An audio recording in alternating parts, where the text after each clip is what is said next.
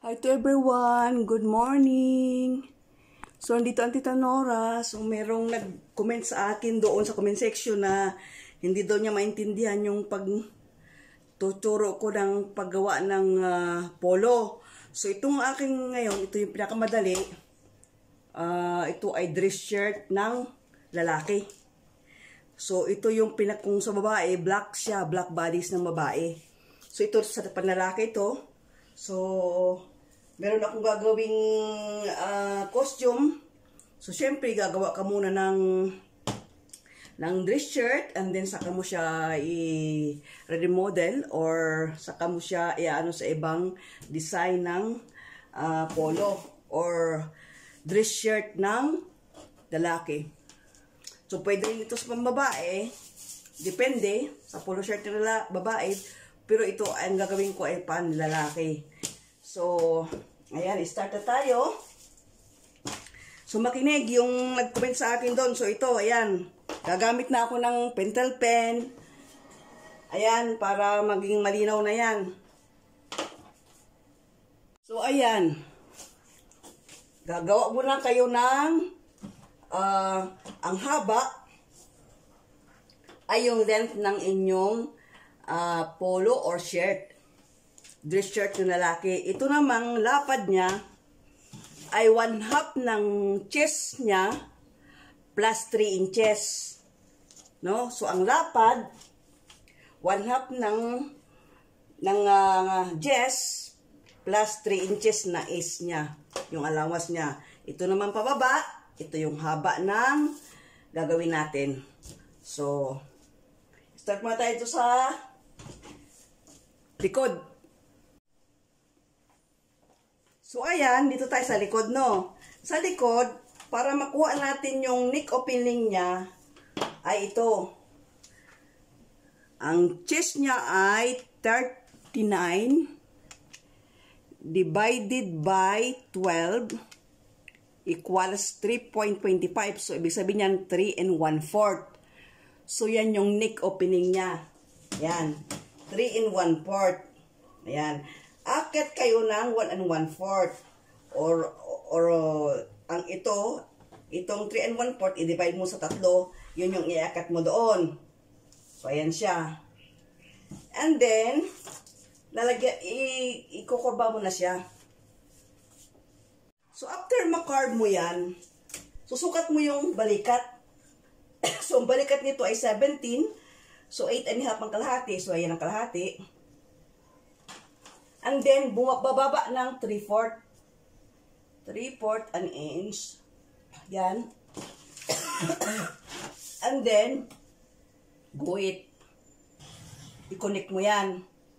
So, yan yung yun yung kalahati ng balikat niya. Magdagdag ka ng 1/2 inch. Yan.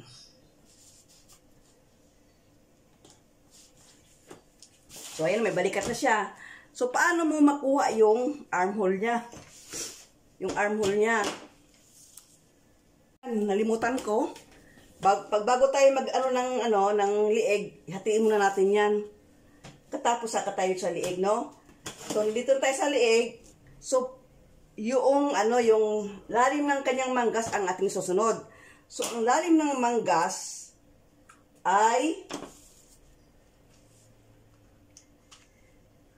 chest divided by 5 equals 7.8 plus 3 inches. So, ayan siya. 10.8. 10.8 yung kanyang yung sa kanyang armhole depth. So, ayan yung 10.8. Yan. 10 and 7/8. Yan siya. Ganun din dito. And then, guhitan natin. And then, kunin din natin yung kanyang back length or figure ng back figure siya. 18 ang back figure niya.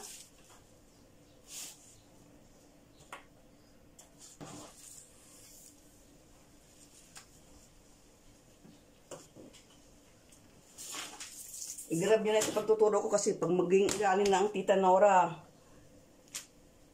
medyo nag-uuli-ulianin na nga.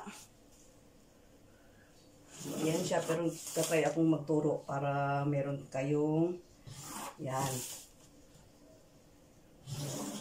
So, yan siya.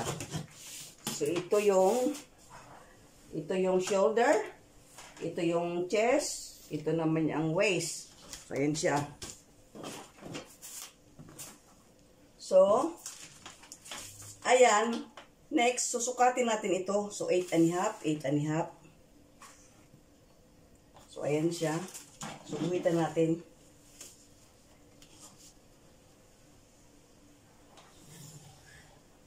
Ayan. I-divide natin sa dalawa. So, ayan siya. So, 10 and... So, ayan siya. Mula dito, i-divide mo. So, ayan siya. And then, saka guhitan.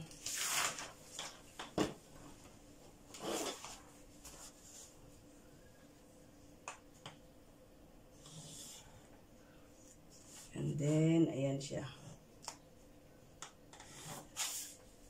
So, ayan na yung sa back.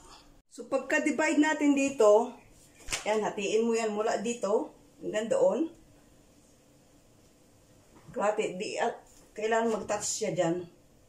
And then, pababa. So, ayan na siya. So, dito tayo sa front, no? Tapos tayo dyan sa back. So, madali lang, no? Dito, divide ulit natin. Para kuha natin ang neck opening, divide natin sa 12. So, 12. So, 3.5. So, 3.5, awasin mo yung 1/4. So, magiging 3 lang siya. So, ayan, 3.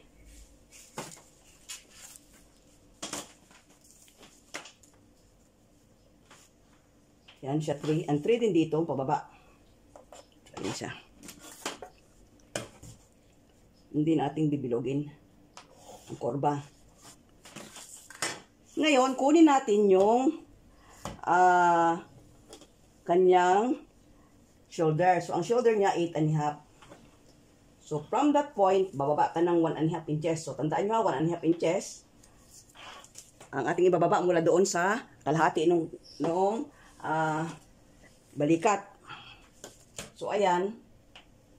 Guhitan natin. Ayan. Guhitan natin siya. So, ayan na yung kanyang atin ngayon sukatin itong balikat nito. Yung balikat niya ay 6. Yung shoulder seam niya ay 6. So, ayan, 6 siya. Yan yung lapad ng ating balikat. So, simula dito sa ating ipinasok na 3/4, sukatin natin. So, 8 and 1/4. 8 and 1/4 din dyan. Ayan. Din guhitan natin. Ayan. So, yan yung basahan ng kanyang. I-divide natin sa 3 ngayon ito. So, 9 and 3/8. So, magiging 3 and 1/8. 3 and 1/8. After nyan, kailangan ito mag-touch dito sa pangatlo. So, ayan siya. And then, doon. So, ayan siya. Yan ngayon yung front. So, tayo, no? So, lalagyan natin ng korte. Pwede mo naman gawin yan, na straight lang na ganyan. So, pwede rin may korte. So, ang gagawin natin ay, bawas tayo ng 1/2 inch dito. 1/2 inch dyan. Tapos, akyat tayo dito ng 2 inches. Yan. And then, baba tayo dito ng 1/2 inch. Yan. So, ganyan. Kukurtihan natin siya. Kukurtihan natin. So, hanggang dito lang sa 2 inches, ha? Yan. Yan. So, ganito din dito sa likod. Nandun lang. Yan. And then, yan. 40. Yan. And then, pag ganito. Bahala na kayo mag-korte kung ano yung ikukorte nyo. Basta yung korte ko ito. Yan. And then, so magbaba tayo ng baba tayo ng half inch dito sa harap, no? Para mas mahaba siya ng half inch. So, ayan siya, no? And then, dito sa likod. Ayan, dito naman tayo sa likod, no? Tignan natin yung likod niya. Ito, yung dress shirt yan. So, mag-a-adjust tayo ngayon yan. So, kung gagawa ng polo, yung meron siyang yoke dito, baba lang ng 4 inches. 4 inches. 4 inches. Ayan.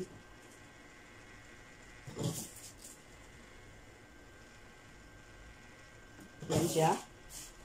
Guhitan natin dyan. Katapos, ano tayo na 1/4 dito? Yan, 1/4. Katapos 3 inches ang luang nandito.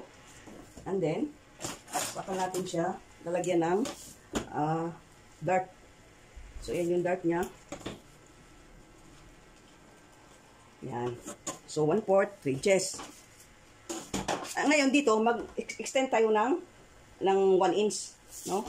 1 inch para yan doon sa plates, doon sa likod ng polo. Diba?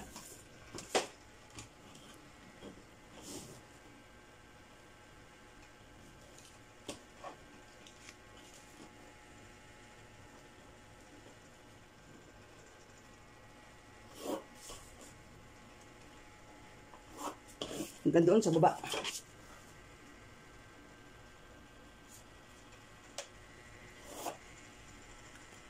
So, ayan.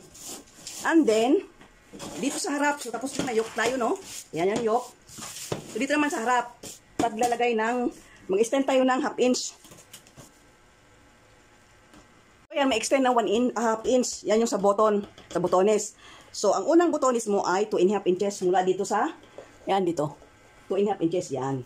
Katapos, dito sa last, 6.5 sa taas, pataas. So, mula dyan hanggang dito sa, i-divide mo na lang yan para yung butones, kung ilan yung butones. No, so, hayan siya. No? Ito, i-divide mo na lang. So, 6.5 ito. 6.5. Ito naman ay 2.5. Yan. So, hanggang dito na lang, no? So, sa next naman yung sa manggas. So, ayan, marami ako. Meron pa akong ibabagi sa inyo na una, isa pang paggawa ng polo. So, ito naman dress shirt yun. Kung gusto mo naman na yung sa polo ba, nasa dito ang kwan, sa harapan ang, ang pinaka seam niya, na shoulder seam niya, babawas ka lang dito ng 1 inch. Yan. Bawasan mo ng 1 inch yan. Yan. And then, ikabit mo doon. Kunin mo yan, ikabit mo yan doon. So, pagka inano mo siya, ganoon din. Nandito siya ang seam ng shoulder niya nasa baba, nasa harap. So, hanggang dito na lang. Bye for now. God bless everyone. Have a good day. See you in my next video. Bye-bye.